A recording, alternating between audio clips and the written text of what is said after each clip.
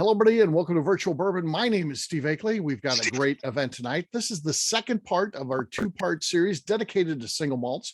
It was curated by my friend Lenny Eckstein, who is one of the distilleries that's going to be featured today. We'll talk to him in just a moment here, and very exciting stuff. So it's hopefully expanding the worlds a little bit of we're typically bourbon drinkers, just so we let our distilleries know. I mean, that's kind of the cornerstone of all the events and my podcasting and programming and all that. But we always like to discover new things. And I think it was eye-opening last week. We did the same thing just a week ago, and we tried 4 single malts that were all excellent. I liked every single one of them. And I think everybody that was on the event liked them as well. So we've set the stage for yet another fun night of trying some different things. And hopefully you guys are that are making the single malts out there are going to get some new fans. So pretty cool stuff. We've got 4 distilleries that will be featured, and I'd like to introduce all of them individually before we talk to them separately. But I'd like to, I don't like to wait to the very end to introduce the last person that's going to be featured. So I'm going to introduce all of them. We'll go through. This is the same order that your placemat follows, which happens to be the exact same order that they will appear on the event. So up first, I just want to say hello to Meagan and Patrick Miller from Talnua Distillery out of Arvada, Colorado. Is that how you say that? Arvada. Yep. Arvada. Okay. Fair enough. Thanks for having us. Yeah. Excited to have you guys. And it's pretty cool. And I mean, again, I spent a lot of time out in Colorado recently. We were out there shooting a movie, and people rave about your stuff. So it's pretty exciting that get an opportunity to not only try this myself, but have a nice group like this trying it as well. So fun stuff. So wonderful. We're really excited for everybody to try stuff. Excited for questions and to hear all y'all's thoughts. So thanks for inviting us, Lenny and Steve, for having us on. This is really great.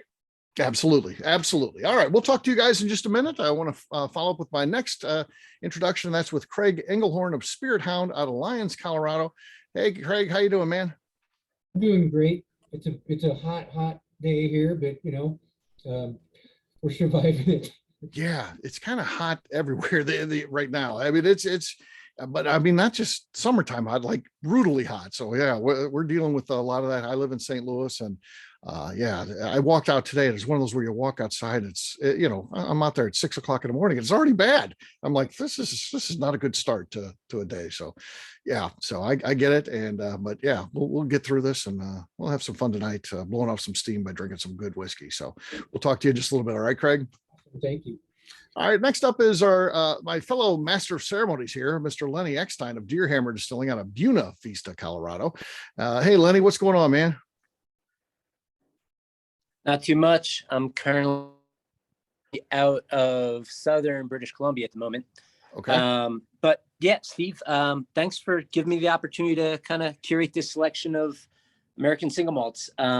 We got a bunch in here. I'm super stoked. This one's kind of Colorado heavy, it seems like. Yeah. But it was hard not to pick there's so many great Colorado distilleries doing badass stuff.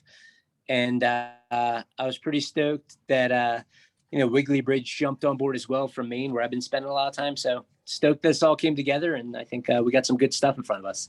Yeah. No, we appreciate you putting this together. And just so everybody knows, like I said, Lenny didn't give me the leads or anything like that. He literally, sent the emails, made the phone calls to coordinate this entire thing and put it all together.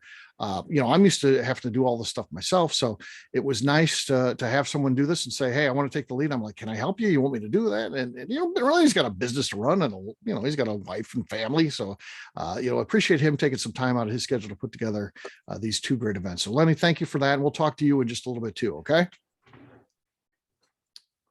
And hopefully the internet isn't a problem there. So yeah. He's struggling a little bit, but yeah, he's on this trip. It's a little bit remote location, so we'll see how it goes.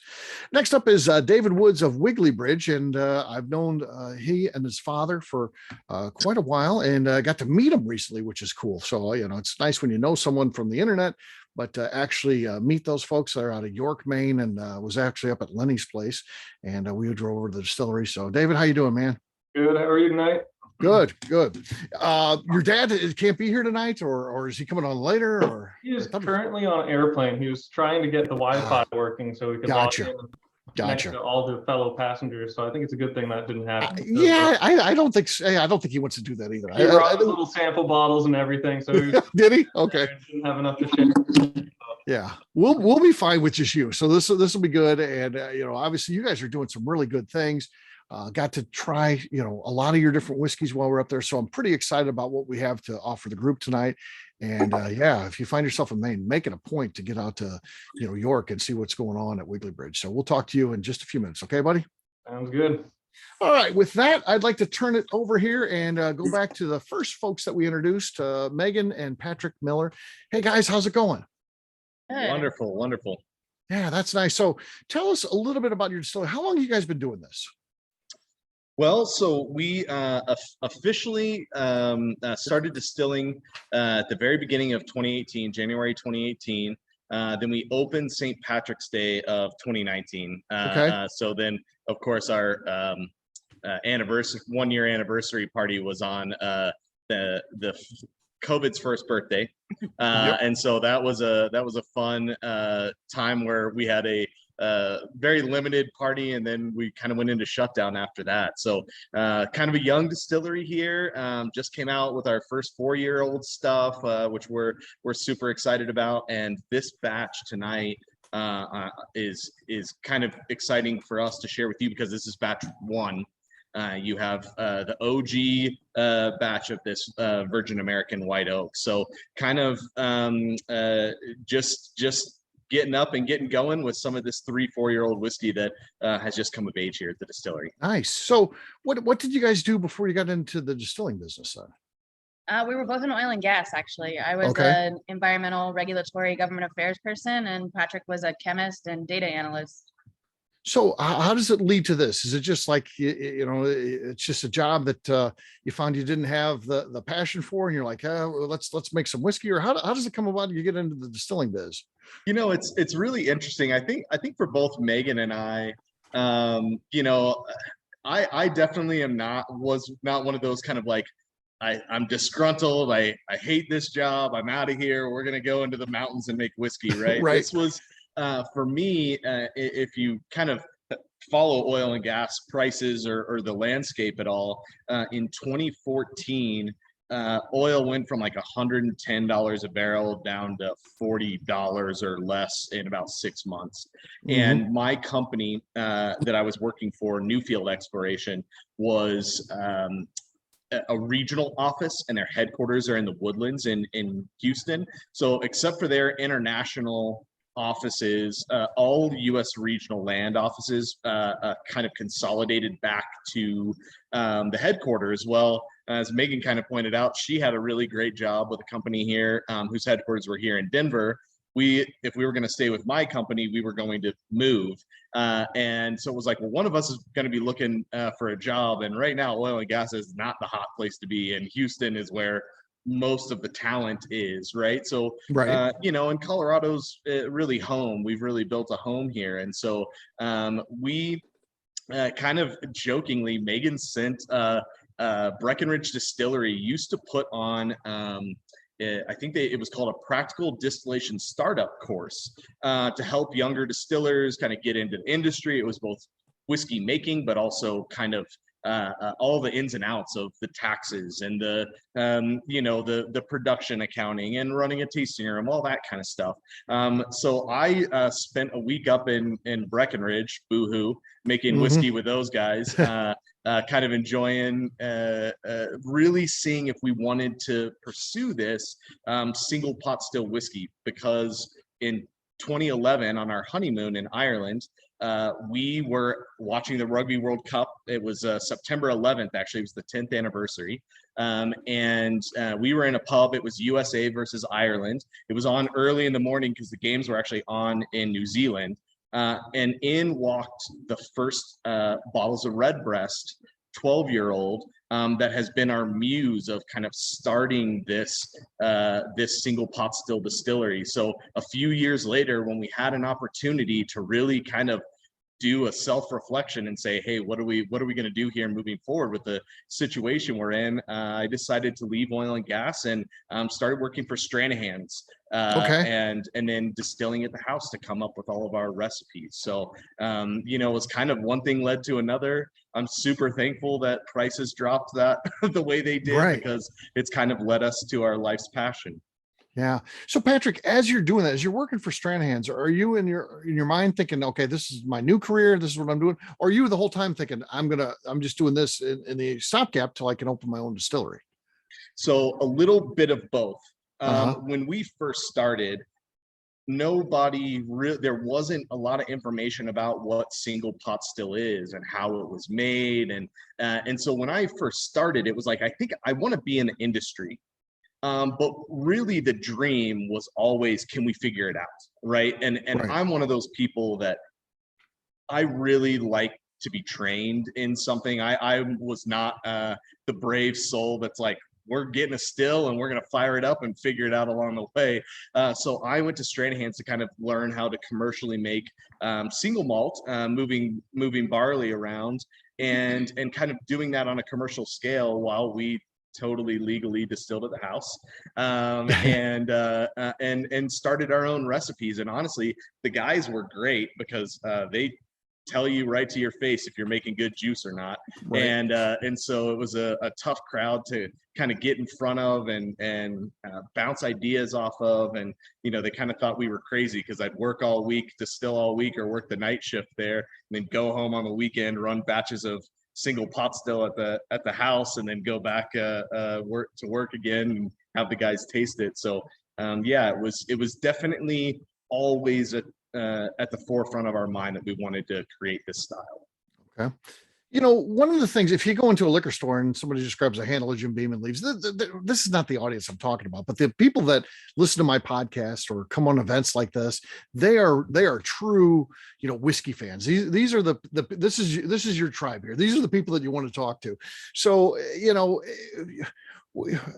I think every single one of us that is in this kind of group, at some point you think about opening a distillery, right? Because you're a fan of it. You're like, this could be my job. So, what are some of the things that you couldn't even anticipate though as you get into it? So tell us a little bit about get this thing going. What that was like. What day do you want to talk about? I mean, there's always something.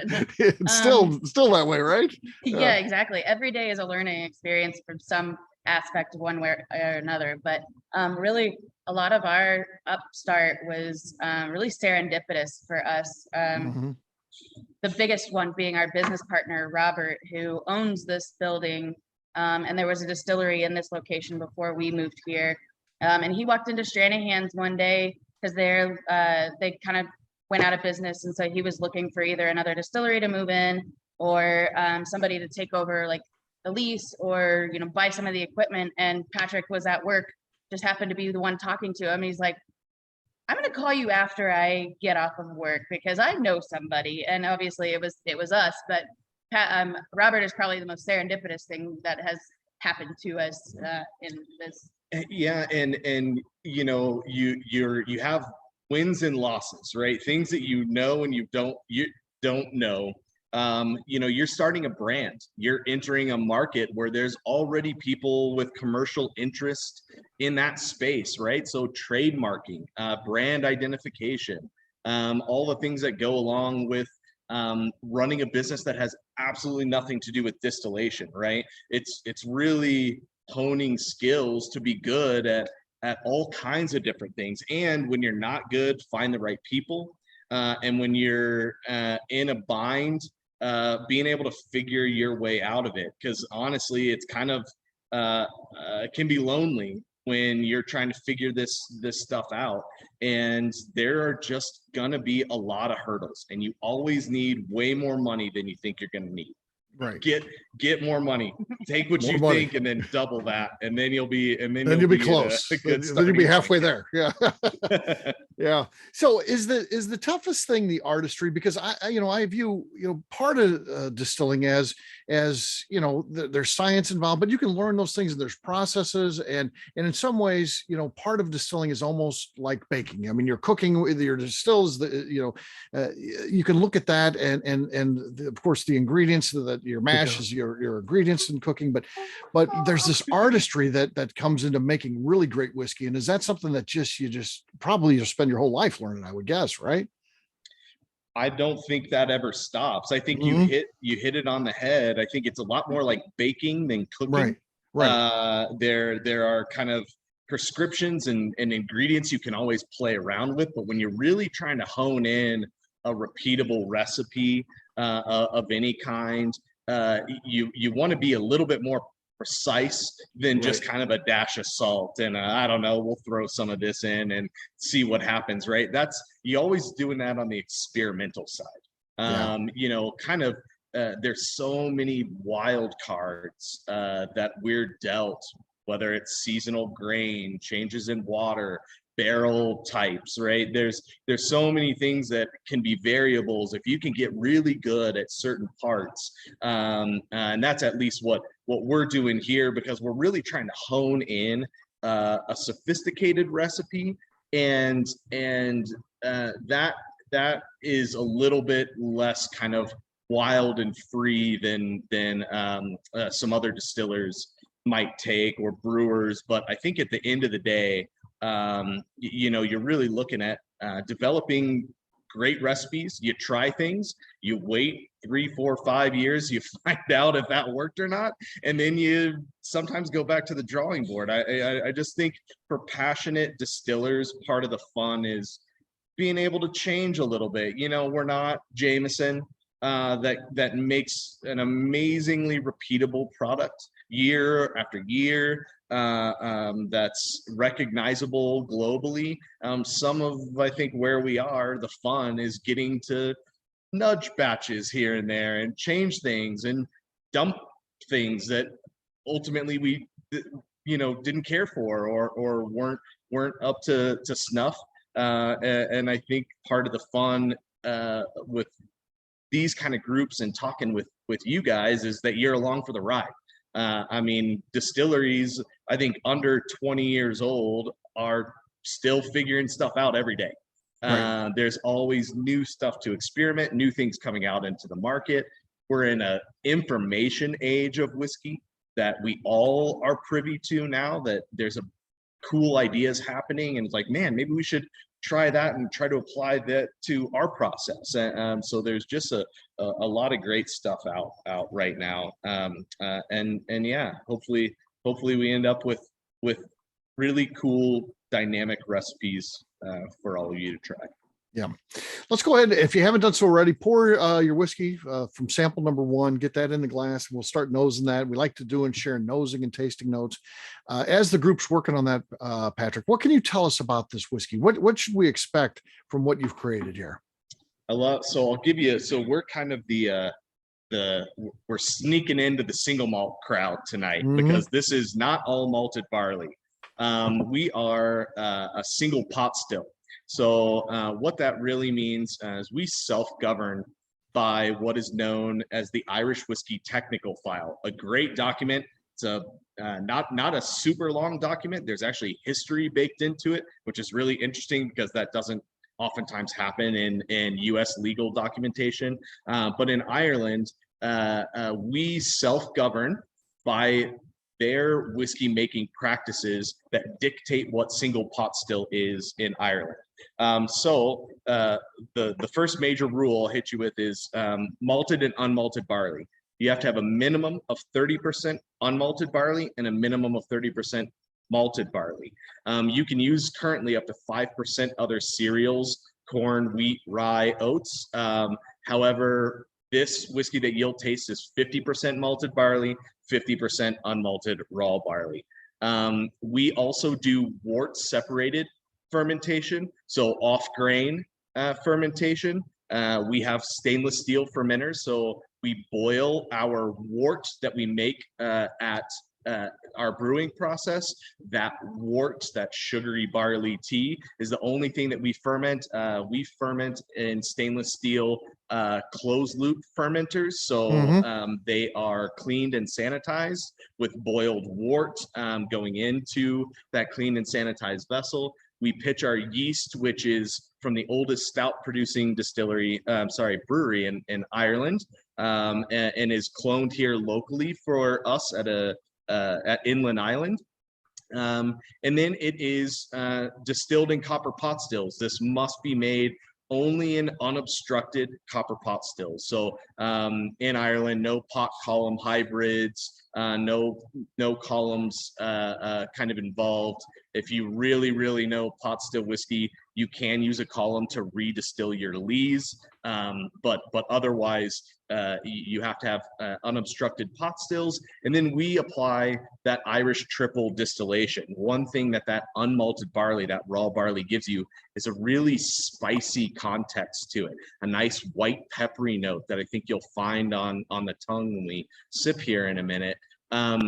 That unmalted barley, when double distilled, can be very heavy, can be an elemental oily texture that the Irish would then traditionally triple distill with their pot still whiskeys to lighten that oily texture, and kind of has that added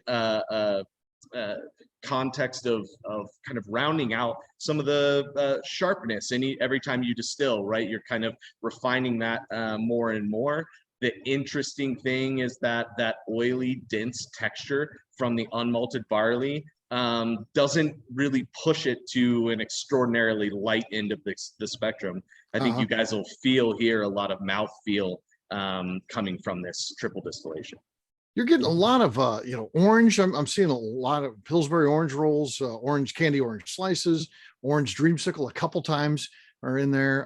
I think Tim had a good one. He said the red vines. I'm definitely getting some of that on there. He was the first one to say something like that. You got red delicious apples, brown sugar.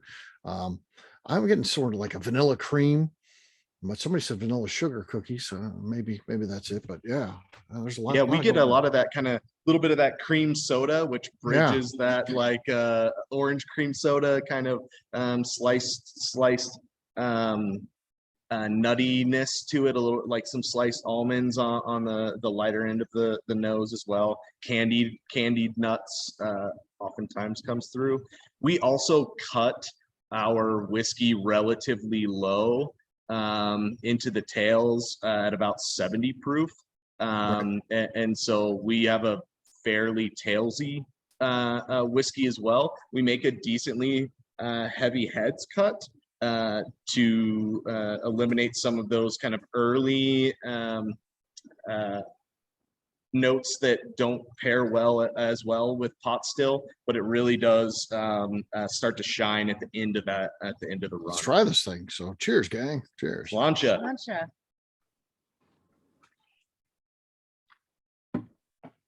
Oh wow. Yeah, that is delightful. Very fruity on the taste. You're getting a lot of things people are talking about on the nose. Pairs well with what's happening on the nose. So kind of the orange slices, definitely. Yeah, good. Anything else, gang? What are you thinking? Summer shandy. Oh, there you go. Nice. I always pull out those Christmas baking spices and maybe even some like maple and nutmeg and cardamom a little bit. Yeah, I see this gingerbread, oatmeal, vanilla for sure. Yeah.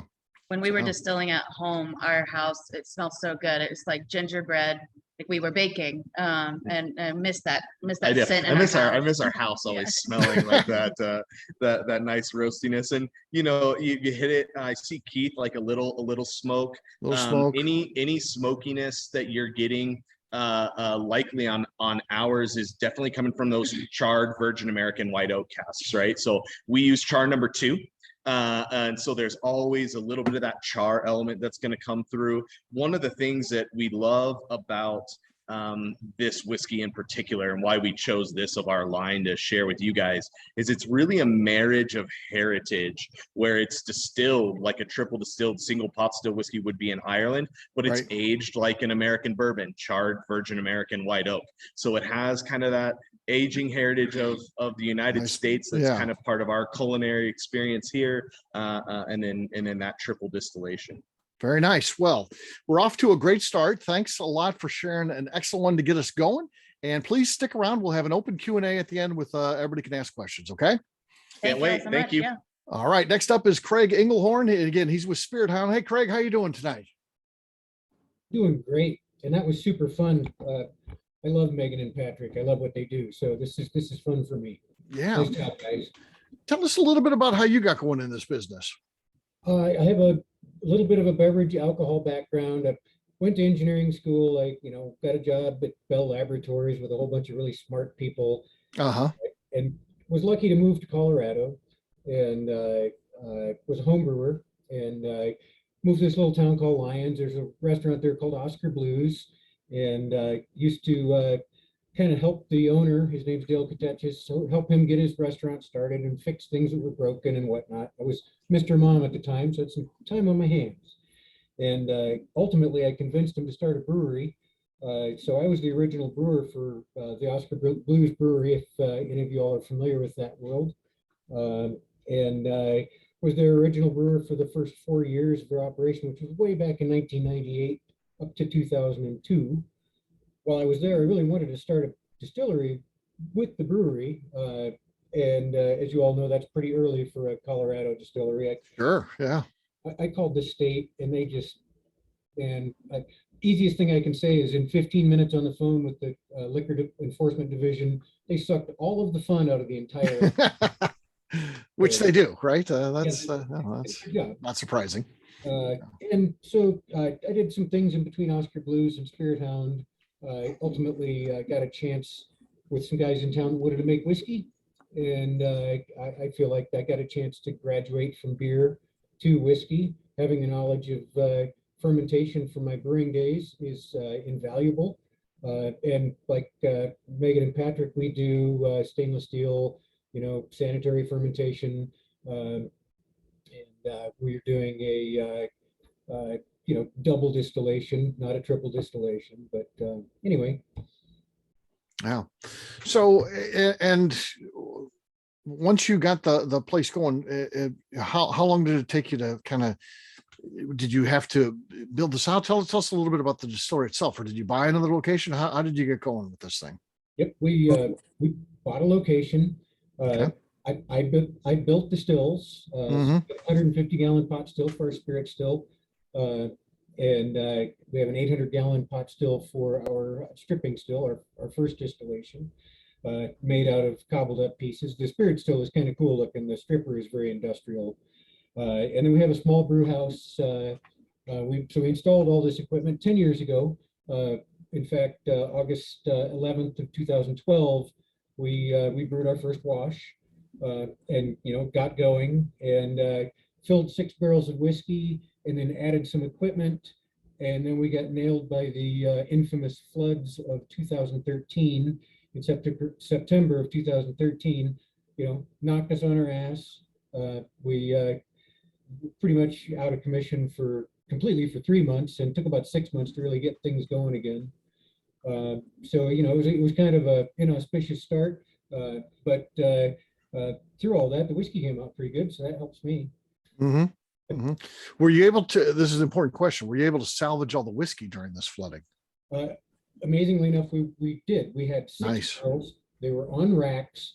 The bottom 2 barrels, barrel number 1 and 2, were, like this much water was underneath them. Yeah. They got a little flood water in them. But, they were tight barrels, so we didn't worry about that too much. Right. I mean, hell, it's, we go in at 125 proof, so there's enough alcohol to, take care of whatever microbes might have made their way in. Yes. They're happy microbes now. Yeah. Oh, yeah, of course. So, and again, how do you learn the craft? I mean, I know you know a lot of the process through brewing, but again, once you start distilling, it's obviously taking it to the next step. Things are different. How do you learn all the things that you need to know to make really good whiskey? And which is something, I look forward to tasting this type, but it's something I hear you do quite well. So how does that happen? Well, that's hard to explain. I'm kind of self-taught. So, Patrick was describing going up to Breckenridge and working up there and, kind of learning from some people. I read a lot of books and drank a lot of whiskey and kind of generated what I thought were my own ideas. And, one of the very first distillation, a huge question in my mind was exactly where am I going to place the cuts, right? Right. And that's that's huge. And so right.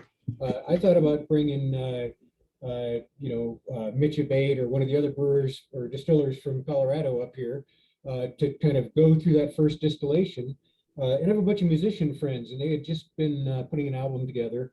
And they told me that for 4 months, they spent their time, they did not listen to anybody else's music at all because they wanted to be creative, from their inside out, right? They didn't want to be influenced by what was coming on the radio. So I took that to heart and I'm like, well, shit, this is my whiskey. I'm going to decide where the cuts go. I have a palate. And so that's how we started. And probably a little bit risky, but our third barrel of whiskey, at cast strength, Jim Murray gave us a 93 rating for it. And, that's not too bad for never having made whiskey before. Yeah. How weird is it, to go from, making beer where, you make your beer and you're starting out early in the week and by the end of the week, you can be selling it to customers. What's it like, getting into the whiskey business where you're looking at, years until it's ready to go? It's a terrible business model, man. Right. There's no easy way to say it, right? It's just frustrating. It's so frustrating, and some distillers will source other whiskey till theirs is ready, and we chose not to do that, and it was a bear cat because we're waiting for 3 years for our whiskey to come out. Yeah. Start like making some damn money to pay for the whiskey we're making. Right. It's stupid. In the meantime, you got to make more whiskey because once it gets going, you got to have it. It's not like you can just make it and then, okay, well, I'll see you back in 3 years. No, you got to continue to make it because there's going to be demand. You're assuming there's going to be demand moving forward. So yeah, it's a tough business. It really is. Yeah, it's not for the faint of heart. I know a lot of people are excited to kind of get into distilling, but aside from what Meagan and Patrick were saying about, the other gigantic business world of crap that we have to deal with, like any small business does, you get a 3 or 4 year feedback loop on what the hell you're doing. Right. And, damn, I'm 60 years old. I mean, I don't have too many iterations. And I told my kids, I'm like, I'll be dead before the whiskey's any good. I hear you. My buddy Royce Neely, Neely Family Distillery, was laying down some whiskey, and he said it's one he's going to keep in the barrel for 16 years. And I thought, my God, I'll be 70 years old. If I make it, I'll be 70 when this is out. It's scary. It's scary to think about. It's a crazy business, right? Yeah. So tell us a little bit about the whiskey that we're going to be tasting before we get going with this. And I see a couple of people putting nosing notes out there already, which is fine. Definitely, if you haven't poured the whiskey already, please get going on that. And Craig will tell us a little bit about what we're going to be experiencing tonight. All right. So this is an all malt whiskey. It's 100% malted barley, and all the malt comes from Southern Colorado. All of our whiskeys are all Colorado products. We're proud to support our agriculture industry here. When we started, there were no other choices but the Colorado Malting Company down in Alamosa to produce our malt. So we got together with those guys, and one attribute of our profile here is mostly pale malt. There's a little bit of crystal malt, and we have some peat smoked malt in here. And you may detect that as sort of this earthy. There's sometimes it comes out as an actual kind of peat smoke, but typically it's just this sort of extra kind of almost undefinable earthiness. It's weird. I almost get a picture in my brain when I taste it, instead of actually understanding what the flavor profile is, which is odd. But anyway, that's the malt bill. And again, like I was saying, we double distill this. We also do not distill on grain. We separate our wort away from the grain. We lauter and we do a short boil and ferment, and then strip, and then do our final distillation. And this whiskey is 3 years old. Full size char number 3 barrel from Independent State. Greg, I can't believe what I'm nosing here right now. I mean, it's so good. And you're seeing some of the notes in here: juicy fruit and white tea, lemon, honey. I'm getting all the stuff. And I think maybe as bourbon drinkers, we're a bunch of babies because we think that's all we like. And nothing else is any good. And this has been eye-opening, these two events here. This is what's happening on the nose there is fantastic. That's as good a nose as any whiskey I've ever known. So I haven't tried it yet, but if I fruit punch with lemon slices. Jason Sauter says, heck yeah, I'm getting that. Slight coffee flavored, not actually the beans, lemon, mild banana, Earthworm casings. I don't know. If that's their best foot forward. Earthworm casings. Jesus, Brian, what the hell's going on with that? That's pretty specific. I think that's more reflective of Brian than any sort of whiskey there. I don't know about that one. Lemon, mild banana. Oh, that's his still earthy note. Yeah, the earthy note they talked about. So yeah, very mild. Blink twice if you need assistance, Brian. You may need help. All right, let's taste this thing. I'm excited about this. So again, tasting number 2. Cheers, gang.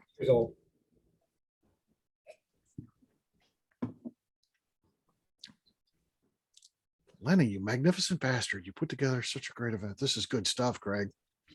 Lenny is, yeah. Lenny stacked the deck. He only did the best of the best. So yeah, we're gonna walk away from these events, be like, we're not bourbon fans, we're single malt people. That was the goal. Yeah, he's doing good. Yeah, no, this is really good, Craig. So yeah, I love the sweet flavor, lemon and honey, lemon melon, white pepper, floral. Yeah. Yeah, we always tend to get a lot of honey notes, sugar sweetness on the nose, oftentimes. Quite a bit of butterscotch. Sometimes I've almost pictured like a butterscotch candy sitting on a little oak stave, kind of when you get the butterscotch together. One unique attribute of us is that it's all single barrel.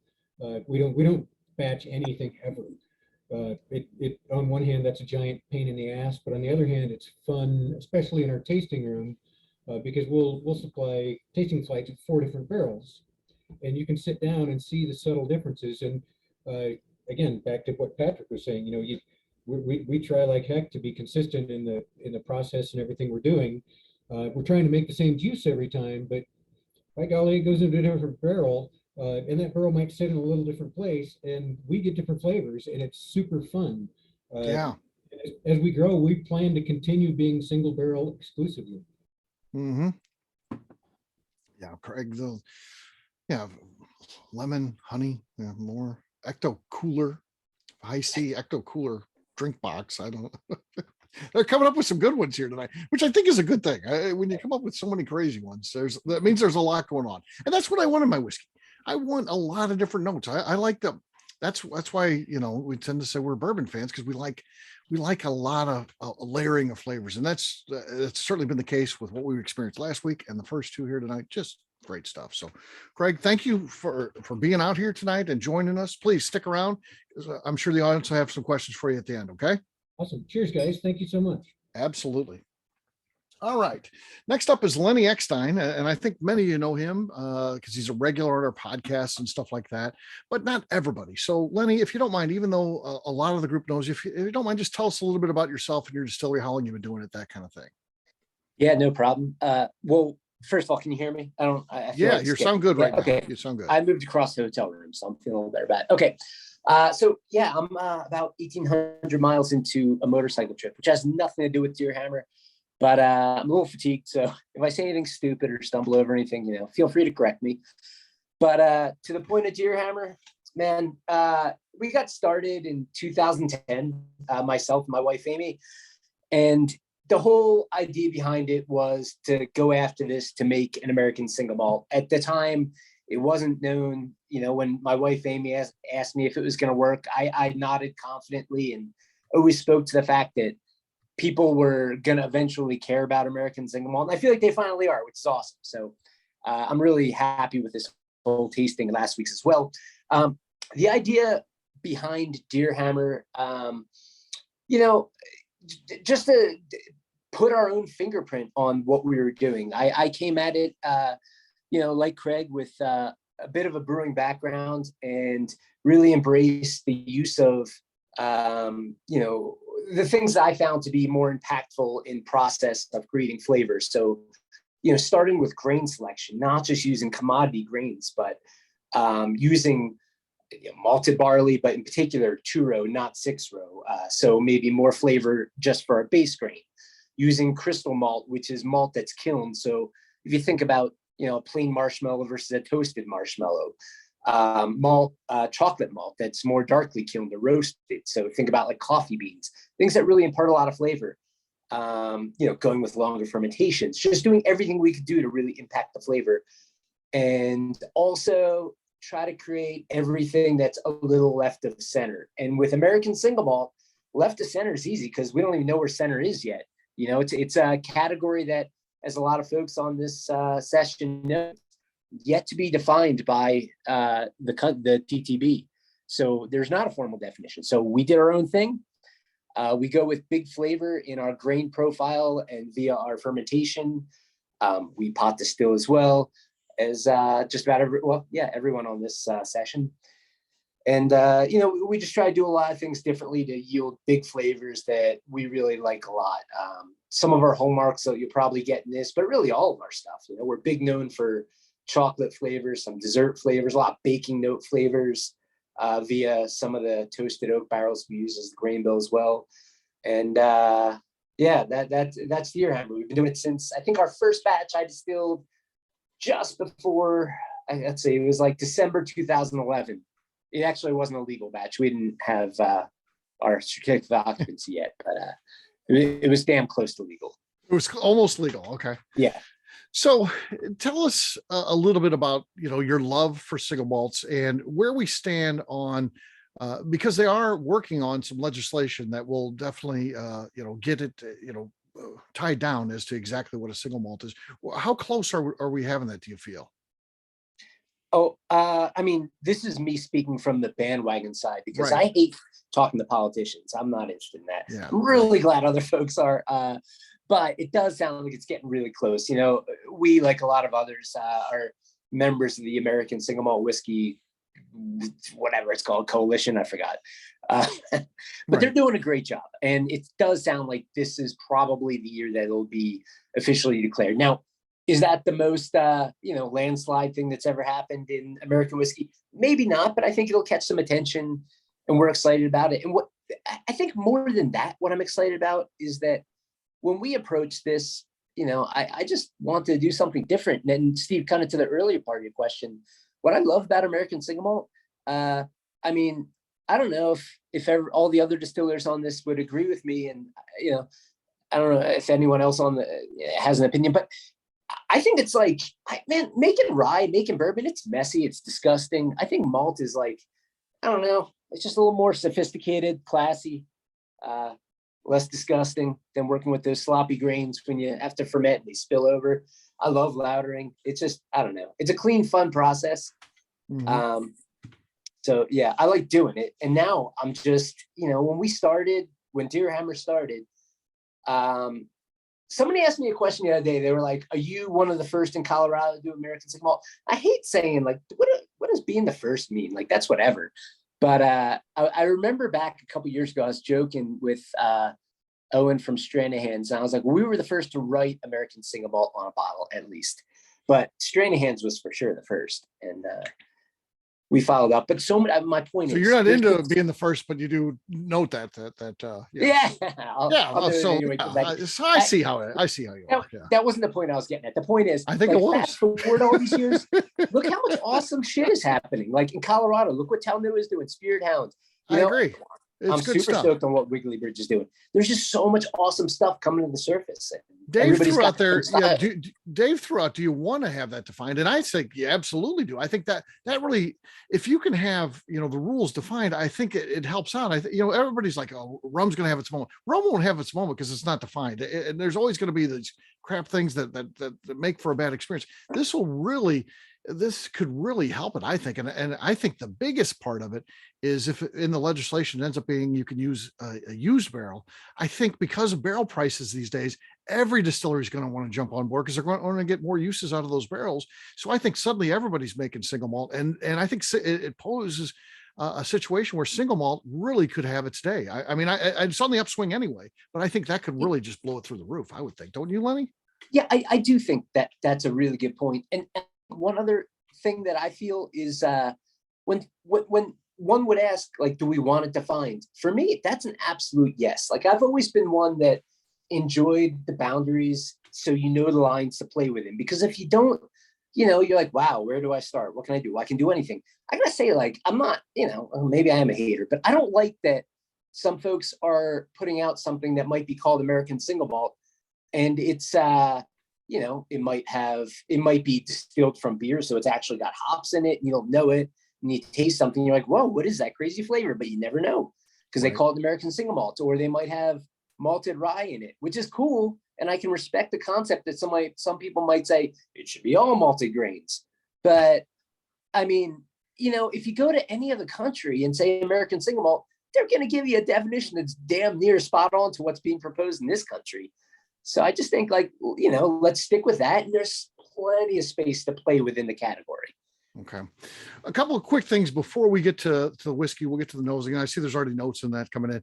For those of you that have on the gallery view, not the speaker view where you're just seeing one screen at a time, but the gallery view, there's a bunch of pictures of Lenny on there. That picture is known as Marinated Lenny. So that was a screen capture that I did from a video that Adina, I think Adina shot. I don't know. It was Adina or Dave, one of those two. And yes, I grabbed, because Lenny, look at his face. He's clearly marinated. So that's Marinated Lenny. That's no mess. I'm actually more marinated now than I was. So that's, I just want to, people might be saying, what about, how come we've never got that foot up? So that's there was an event where we all had that in our background one time.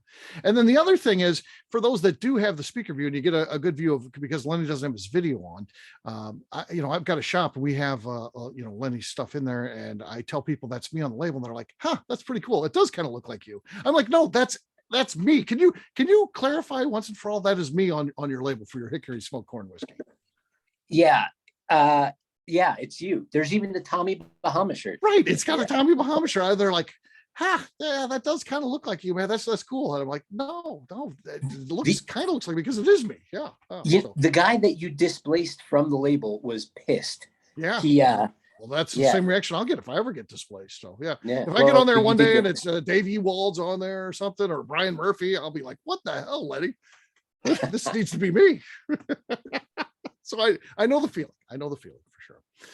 All right, buddy, tell us about this whiskey, and we'll get into some of the nosing notes that have already been coming in. So what can we expect here? Okay, so we don't talk about anything as being really proprietary. We're pretty open with everything we do. So to start with the grain, it's our grain. All this grain comes from San Luis Valley from Proximity Malt. It's which is about an hour and a half from where we distill everything, or mash in this case.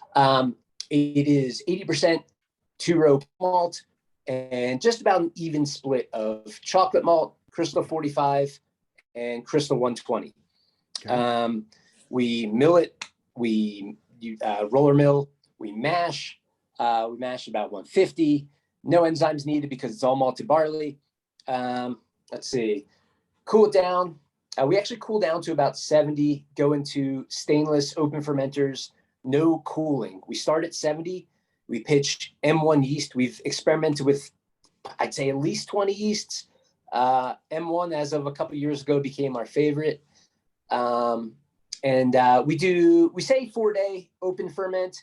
A lot of times we do 5 days. The importance there, the yeast actually does its thing. It converts all of that, fermentable sugar into distiller's beer, in our case, at about 8.5%. That only really takes about 2 days, but we let it go another 2 to 3 days. And what we're doing there is letting the airborne native flora that's, flying around in Buena Vista settle in and impart organic acids that will play a factor in the flavors down the road. So after that 4 to 5 day ferment, we move over to our pot stills. We've got a 650 gallon stripping still, which matches up with our batch system.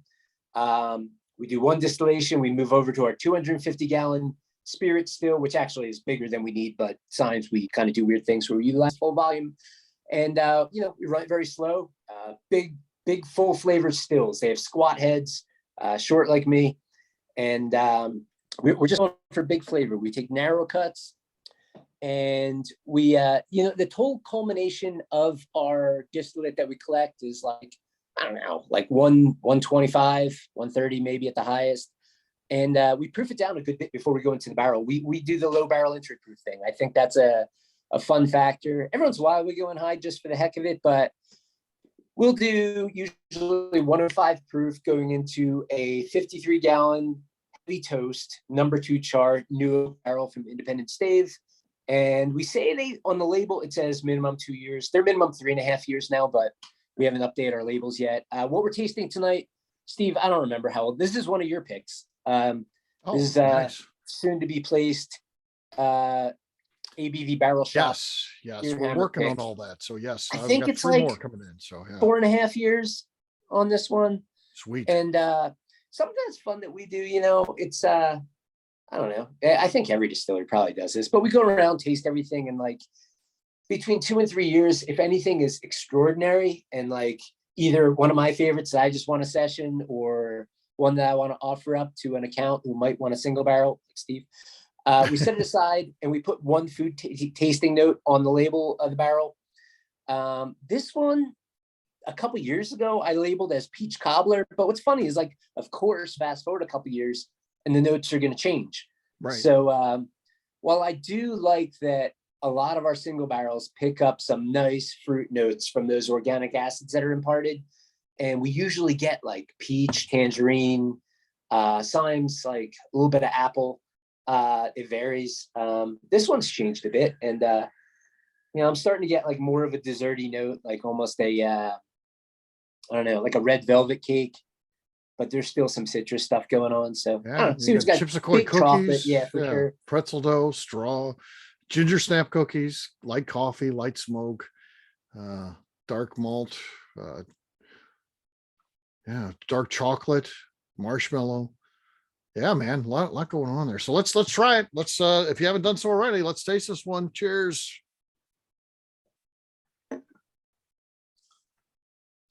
Man. Yes. Sweet, spicy on the finish, kind of a tea note in there, I'd say. Chocolate coffee. Yeah, they definitely get chocolate notes for sure. Chocolate coffee, maybe. Yeah, might be a mocha coffee. Spicy, minty, chocolate covered coffee beans, smoke. Yeah, buddy. the smoke is an interesting note. Back in the day, we did toy around in our single malt using a little bit of peat smoke, but one of our hallmarks at Deerhammer is kind of fuckery. Like, if peat smoke is a thing in single malt, which obviously is on, like, in Scotland from Islay in particular, we were like, let's go the other way. Let's stop doing smoke there. And we started doing smoke in our corn whiskey instead. But I still do get a slight smoky note. And I think that's a mix of, like, maybe in the case of this one, this was actually made in our direct fire still. So there's some reaction from that. We use chocolate malt that can impart a little bit of it. Sometimes it's some of the barrel, but you get flavors from all sorts of places. Very nice. Yeah, good stuff. And Lenny, please stick around, and we'll bring you back at the end where audience can ask you questions. Okay. Cool. All right. Last but not least is David Woods, again out of York, Maine, with Wiggly Bridge. David, how you doing tonight? Good. How are you? I'm doing good as well. So thanks for coming on. Tell us a little bit about your distillery. So it was a father and son team. My dad's currently on an airplane, for those who didn't hear that in the beginning. It's kind of started out as a joke that I said after dinner, like, hey, we should open up a distillery. And then we both kind of did a double take, and then it was all downhill from there. But you guys are entrepreneurs, right? You've got multiple businesses going and stuff like that. So you throw out a business idea, people are going to take note, right? They're going to be like, this might be a real thing. Absolutely. But what's nice about this is the businesses, other ones that we currently run, are more service. So it's like oil and propane, campground, hospitality, stuff like that. Right. This is the first business that we actually have a product to, like, put on a shelf. Tangible. You can hold in your hands. Yeah, it feels so good to actually have something that people enjoy and seek after, Yeah. So why distilling? Is it just a whiskey fan? Why did you get it? And then the follow-up is that, again, you don't come from a distilling family. So many times when you're talking about whiskey, it's something that's done through the generations. When you don't do that, how do you learn this business? So why, and then how? So the why was, we just really enjoyed whiskey. It'd be like the Christmas gift to my dad, and I ruined that for my future, but I still sneak some in here now and again. We really enjoy whiskey. We have really bad ADD and enjoy just unraveling the science and the know-how and different techniques of anything that we do in life. And this one, we haven't hit that dead end yet. So it's been fun peeling the onion, so to speak. My dad also used to work or had Robinsons are holding up a photo of for those of you at the gallery view. Robinsons are holding up a photo of our visit there. So they were with us in Maine when we went. Yep. Oh yeah. But my dad had a water company for a while, so he knew a lot about the chemistry side of that kind of stuff, and it just kind of fit in nicely with everything we do. Mhm. So did you go spend some time working at another distillery to learn this, or is it all YouTube watching? Yeah, how do you do this? So the Because and one of the cool things is you make the stills, so Yeah. that's a cool. You got to get into that too. But still yeah. portion was definitely a lot of YouTube and a lot of like online forums of, hey, how do you fuse copper to stainless? How do you do this? How do you not make your welds look like crap? Or all, you know, you just do it is kind of what we do. And then if we have a problem, then we figure out what the heck did we do wrong, or how do we stop, you know, screwing up. So the other portion was we went to Breckenridge, did their 5-day thing through ADI, which was like this is 2 at Breckenridge, so Distiller for they're a day or responsible week for a or couple something here. like Yeah, that. that's But cool. prior to that, we were definitely reading a lot. We had a good understanding of how and what we were doing. We actually had our first still built after that, like a week after we got back. That was a 60-gallon little pot still that we had heating elements directly in the vessel itself, and we had scorched so much corn. I don't think much of that first 2 batches were savable. It just tasted like electrical fire. So back to the modification, we added a little Baie Marie. That still only lasted for a couple of years. We like pretty much as soon as that one was running, we started building 100-gallon still. Okay. But we were doing 40-gallon cooks at that time, fermenting in 55-gallon brute trash cans, the white FDA approved ones. And it was like a week just to get 13 gallons to Okay. throw in a barrel. So that was painful. But at this point, we're 750-gallon batches. We have 750-gallon stripping still. We do strip on grain. And then we have a 250-gallon spirit still.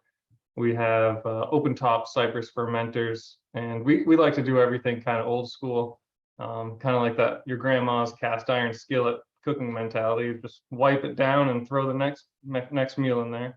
Right. Yeah. So, you know, first couple batches you say weren't really good. You know, do you remember that moment the first time you and your dad are making something and it comes out, you're like, wait a second, this might be, we might have something here as it's coming Yeah. off the still. Do you remember that Yeah, it moment? was like, are you tasting a little burnt note here? And it was like, absolutely. So the second it was coming off, we were already designing like how to Right. fix it, and go on to onlinemetals.com, ordered a couple sheets of copper and went for it. But So yeah, but then when it tastes good, you got to be happy then, right? yeah, it was like, oh, thank God we did this. We saved it. We saved most of the work because we were using soft solder and rivets at that point for our first still.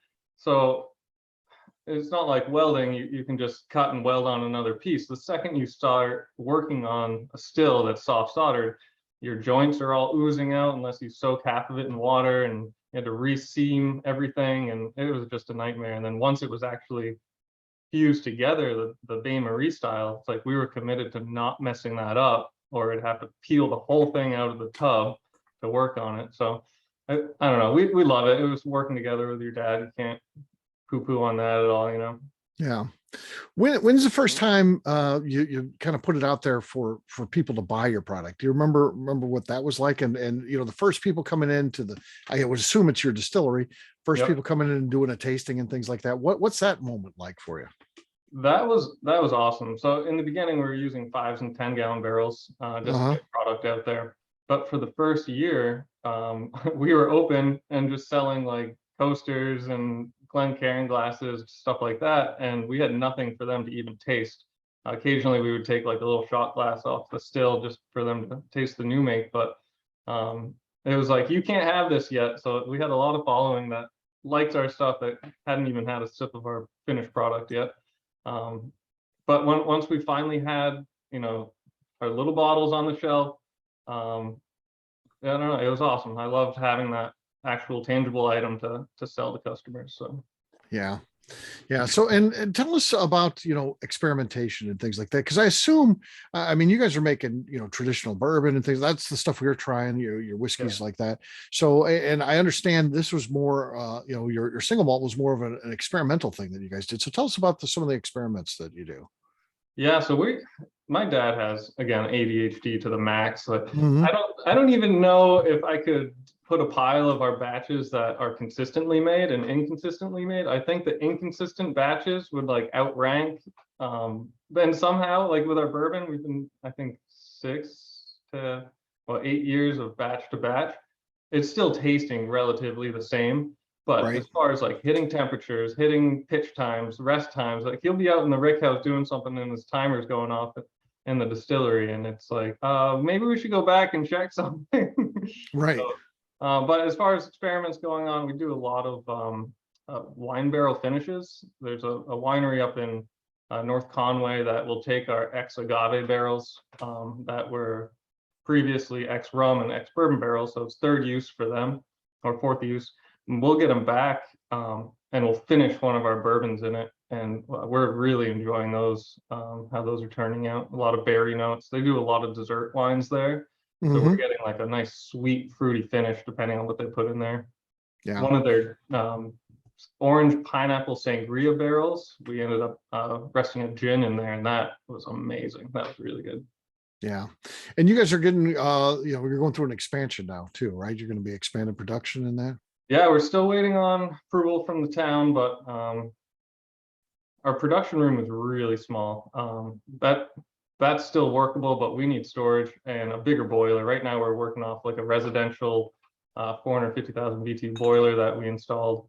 And it's just, we're maxed out. Actually, currently it's out of commission because I snapped 2 bolts off of it a couple days ago, and I got to tap and back those out tomorrow with my dad. So that's a fun project. But eventually, Distillers love their boiler, don't they? That's their favorite piece of equipment. It's a bane of everybody's existence. I don't know if you went in there, but it's I think I have 2 inches from the top of the I was down there. Yeah. Oh man, my back still hurts. Yeah. But yeah, 1.5 million BTU boilers and next jump. We'll be able to run all the equipment at the same time at that point. We're cranking out 2 barrels every other day now. When we're up in full mode, it'll be 2 barrels a day. But at that point, we're going to throw in a continuous stripping still and still do pot still for our final run. Nice. Tell us a little bit, David, about the whiskey that we're going to be trying here. What should we expect as people? And again, if you haven't done so already, please pour your whiskey and start nosing that and start sharing some of those nosing notes. Yeah, so this is 100% Vienna malt. It's 100% Maine product, Maine grain, Maine malt house. They were doing the malt for our bourbon, and it kind of piqued our interest to do a single malt, and we wanted to, have a New England malt, just to have another product. Because every time people would come in and be like, "Oh, do you have a Scotch? Do you have a single malt?" Right. Go through the whole explanation of Scotches and single malts and all that. And we were like, all right, we got to do it for our customers. So we threw out a batch, threw it in a 5-gallon barrel. I really didn't like it when it was new make. I was like, oh, what is this? This is nowhere near bourbon. What are we doing? And we kind of just forgot about it. And then we ended up getting a whole pallet of, actually a whole floor from the malt house. And we just cranked a couple barrels out, threw it in 10s and 30s.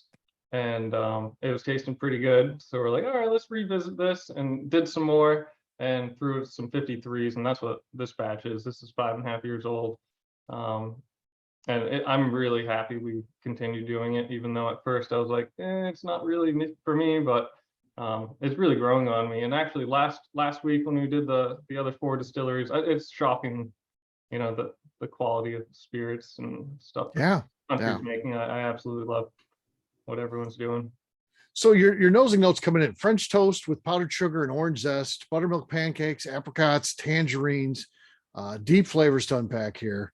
Absolutely. Tim mentioned Chips Ahoy note with the Deerhammer. Jason said this smells like opening up a fresh bag of them. You got tangerine, Chardonnay. That one hits for me. So that was Adina said that. So yeah, I agree. Butter, vanilla, nuts, toast. Slight note of pine, maple as well, says Craig. Chardonnay, yeah, Tim agrees with that. I do too. Lemongrass with a graham cracker in the background. Yeah, all good notes there. So let's taste this one. Last one of the night. Cheers, gang.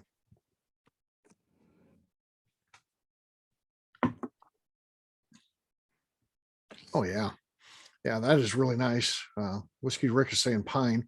But it's maybe a little bit of that, but yeah, you get the sweet and also spicy, kind of baked apples even on the sweetness, which is nice there. And yeah, that's really coming in nice. So what else you guys getting?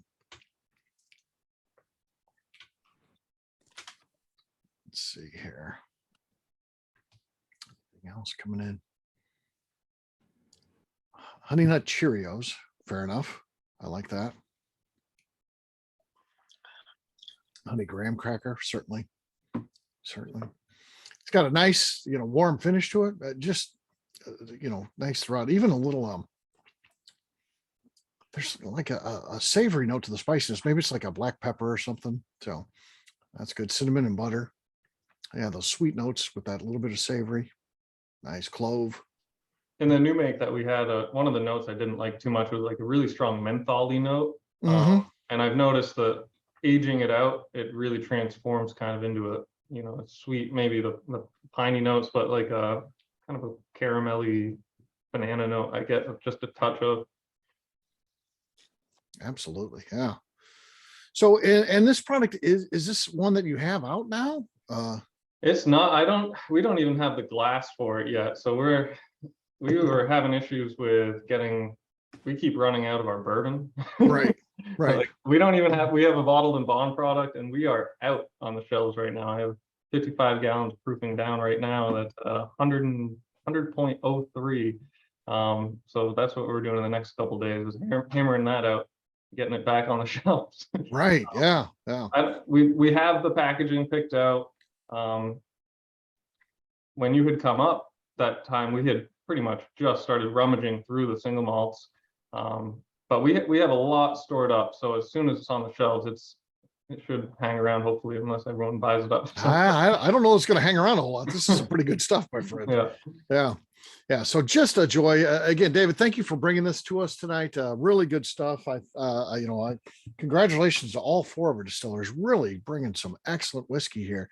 And it's exciting for me because, again, somebody who's so bourbon focused, we kind of get locked in on that and we think there's nothing else out there. And this shows us, Lenny, I think, accomplished what he set out to do, is to prove that there's some great things out there. So with that, I'd like to have you guys an opportunity to open up your mics.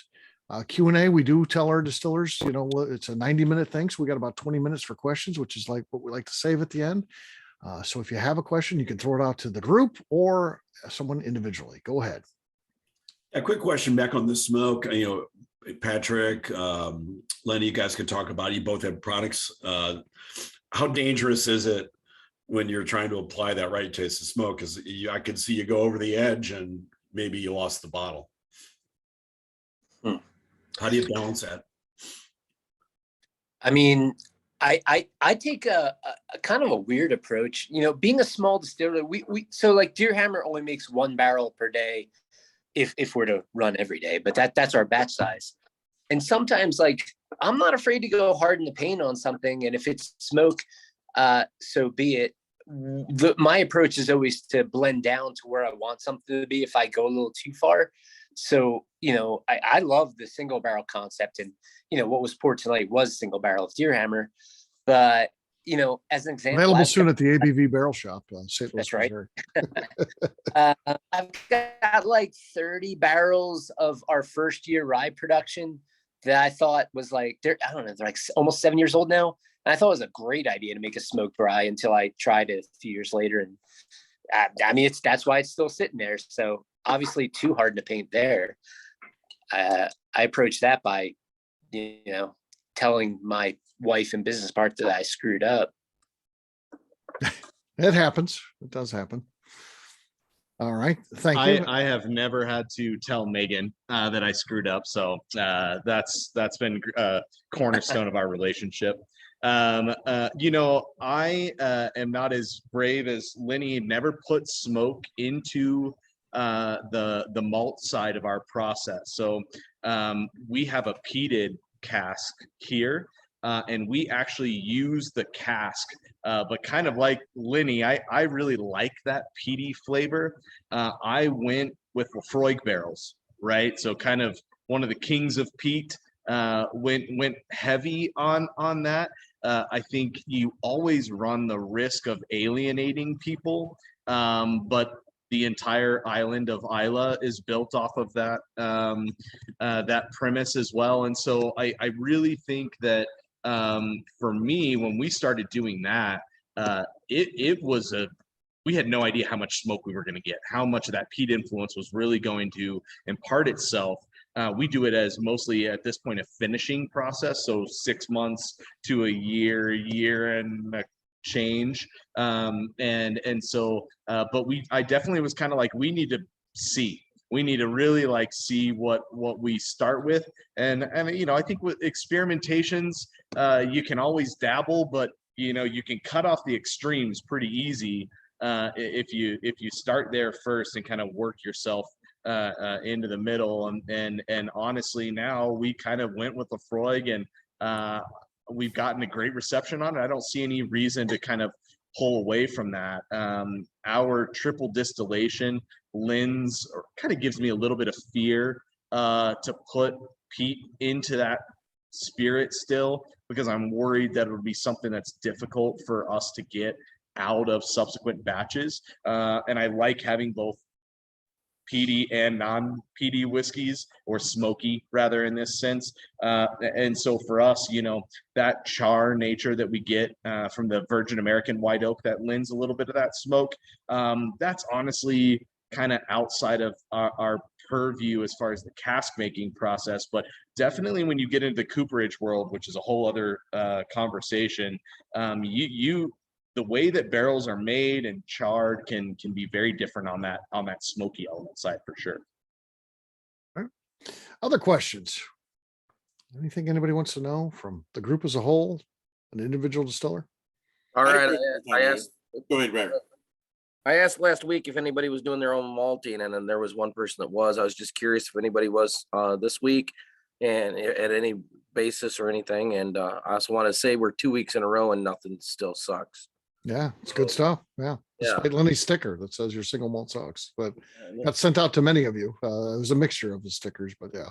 We had gone up to the malt house and we raked the floor, so we appreciate the work that goes behind it, but it was a whole another world that we don't want to get into at the moment. I see those stickers. I got mine too. I was sent one of those. So Yeah.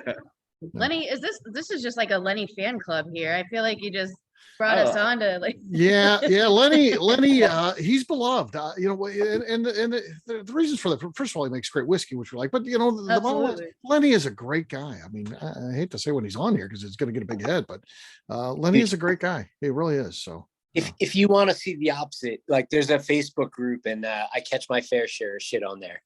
Okay. We've never seen that side of him. Oh, so. Other questions. Okay, Brad.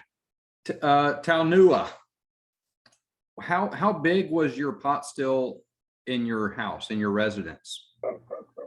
We never had one of naturally. Okay. But if I had to, it was right at 8 gallons. He didn't have one, but if he did, it would have been 8 gallons. It would have been 8 gallons. That's what I would have done.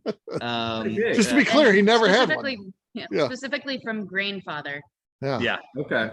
From Grainfather, gave us nice temperature control. 8 gallons is really great because you can have all of your grains kind of in that in the mash in that same size. If you're using a Grainfather, it works as both a still and a mashing piece of equipment. Obviously, you can hand clean that size as well, so you're not having to worry about residual kind of cooking elements coming through in a weird way.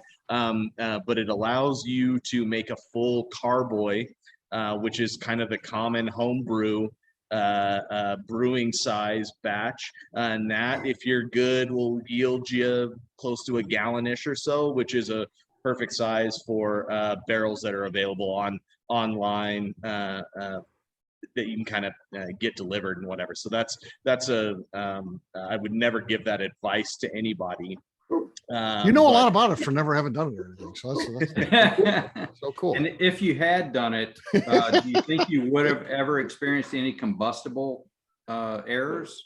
Anything ever happened? No, I mean, you have to be an idiot to I think the government thinks we all are. But really, you know, don't sit there and smoke a cigar. But otherwise, you know, I mean, it's relatively safe. I mean, we've got a lot of safety equipment built in here on the commercial side, and Sure. and so, you know, I mean, we work in very safe conditions, and it's just something that just like home brewing, you're more likely to burn yourself than light a fire. But the grainfather is an electrical heating element, so it's not like open fire or steam or anything really. And we only flooded our kitchen one time with water. Get a squeegee just in case. Always have a squeegee available. Yeah, that's an important tip there, folks. So Steve, you may need to add electrical fire to your tasting wheel or whatever you were calling it. Electrical fire. Yeah. Yeah, I did like David's tasting note. Yeah. And he's right. He's not right. I mean, we did the same thing. I'm really proud that we made it through the first 5 to 10 batches of stuff we made. I mean, we made a lot of garbage water pretty early on. Yeah, that happens. It's all part of the process for sure. One more fun fact. I was going to save it for off camera, but Craig. Nice. So this shirt is almost 20 years old. Actually, it's probably at least 20 years old. OG. So one of the owners, and I forget the names now, or one of the starters of Oscar Blues is from Marietta, Georgia, who went to Auburn. We were in Marietta, Georgia, and one of the guys on our tennis team contacted them and said, "Hey, will you sponsor our team? You don't have to buy us any beer, just send us some gear." So they sent us socks, shirts, and we bought beer every weekend, took pictures, you know, did the whole Facebook posting things. That's all that was there. But anyway, I had to go find the shirt when you said you were the OG brewer. So Well, Oh, that's perfect. outstanding. And a little tidbit here, when I was brewing at Oscar Blues, we had a Scottish ale, which is now the old Chub, right? So my recipe I actually had some peat smoked malt in it because I wanted to play with that. After I left, they changed it to a German smoked malt from Bamberg.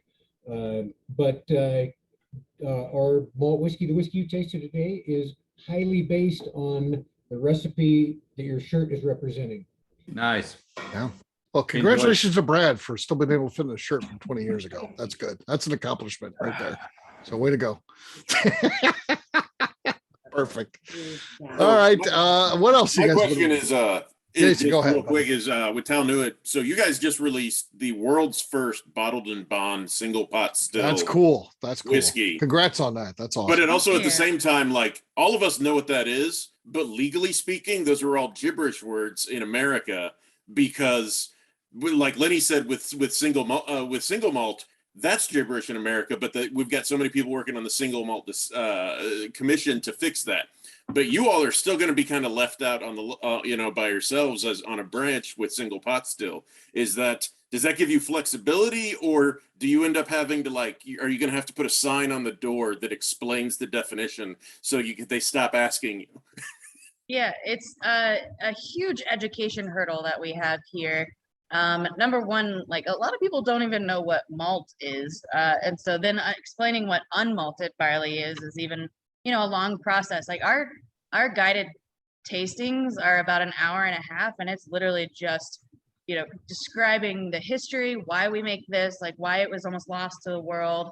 And then, so our goal is to piggyback off of the American Single Malt Association collaboration coalition, and really like create our own sort of association that is an American single pot still association, and really try to create the category eventually. So, people are like, why didn't you ever trademark or patent American pot still whiskey? Well, it's because we want to bring this style back, and we want it to be an American terroir and really prove up that, terroir, number one, is a thing, and number two, that pot still whiskey is really good.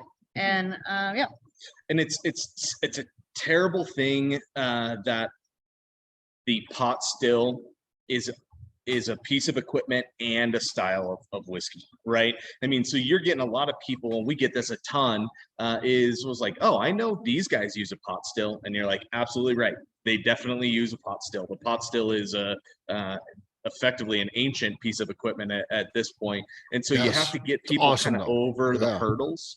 And, you know, I think kind of what we're doing and what you see with the American single malt movement is, and honestly talks about, kind of harkens back to Craig's history as a brewer as well, as I think we're standing on the shoulders of the craft brewers. We'll be standing on the shoulders of the single malt producers as they have pioneered and solidified that as a definition and a meaning, and why we self-govern by the Irish whiskey technical file, so that there's some identification, so that if people really ever want to nerd out about it, it's like, here's the document, right? Here's kind of the regulations that exist around that. So yeah, I think it's a crazy landscape. It's difficult to navigate, but it's part of the fun. We knew that going in. We as consumers do like this. I mean, like Bottle of Bond, that tells you a lot about the whiskey. Three words tells you a lot about what's inside that bottle, which is very cool. So yeah, I'm excited getting single malt officially defined, and I think it's gonna be a really big thing. So can't wait. Hopefully that happens sooner than later. What else do you guys want to know? Okay, this is for all the distillers. Thank you so much for your excellent spirits. They're wonderful, all of them. And any of you have any projects or upcoming new products that you can share? We've got an odd one coming up. I have a friend who has a cabin at 10,000 feet near James Peak in Colorado, and he happens to have a huge meadow, and effectively it's a peat bog. And and that happens. I've been there. So it was the straw, really. We went up there last year and camped, and took a giant blue tote and walked down into this field and cut our own peat and brought it back. And I have it. It's dried in the back room of the distillery. So we're gonna do a small floor malting of our own, and do a batch of Colorado peat smoked malt done with barley grown in Alamosa. Cool. So it'll be super fun. It'll be literally one mash. That, you know, nice. The damn stuff is heavy before it dries. It's light when it dries. Anything else exciting amongst our distilleries here? We have a project series, the Dave Special Barrels. Yes. And our next one is Ooh, that's good stuff. Project 3 is a Blackberry Blueberry red wine that we then finished our barrel bourbon in, and that is delicious, especially the blueberry, Maine and everything. It's just I'll shoot my credit card information. Yeah, I know. Give me a bottle of that. That'll be good. All right. Anyone else? We have our Aries series coming out. Okay. Our logo is the ram, and so our Aries series is going to be our experimental line moving forward. So kind of we were talking about earlier about how what we do, wins, losses, different ideas. It kind of gives us an outlet for those, mostly just to be sold at the distillery. So sorry for you who aren't local, but that will be a continuing series, and it will start with Irish peat that we imported and then smoked with peat from Tullamore. We smoked our own casks. So there's not much Irish peat out there. Even Connemara is Scottish peat. So that'll be exciting for us December-ish this year. Okay, very cool. Last but not least, Lenny, anything new in the works? Anything like we need to know about? Yeah. I mean, so while not new, we released our Progeny Series number 3, which comes out typically every year. We skipped one of the COVID years. And the one we just released was a collaboration with Redstone Meadery. So it was our single malt finished in mead barrels. So a total of 4 to 5 years maturation total, but 2 to 3 years in mead barrels. That was a fun one. But our next Progeny Series is we've got a few in the works, but the next one's a collaboration with Carboy Winery. So we've got some fun stuff that probably won't be out till next spring, but we're going to start putting the blends together. You know what might come out soon-ish is that rye that I was like talking shit on. It's actually pretty awesome now. It doesn't really taste like rye, like the way most people would identify rye, but it's so good after like almost 7 years that I don't know. That might come out soon. Or if anyone wants to come visit Deerhammer, it's starting to get fun to sip on out of a straw from the barrel. So nice. Get up shout and see at me Lenny. if you're coming out. We got time for one more question. Does anybody have one final question for our audience? Got a question about distribution for the Colorado folks. Okay. The Spirit Hound and the Talnua, is that available around Colorado Springs? Yeah, Of course. we're distributed across the Front Range. There's a Okay. handful of stores in the Springs, and we actually have a new full-time sales rep down there. So you should be able to find us pretty easily in retail stores and an Okay. expanding amount in on-premise. Okay, fair enough.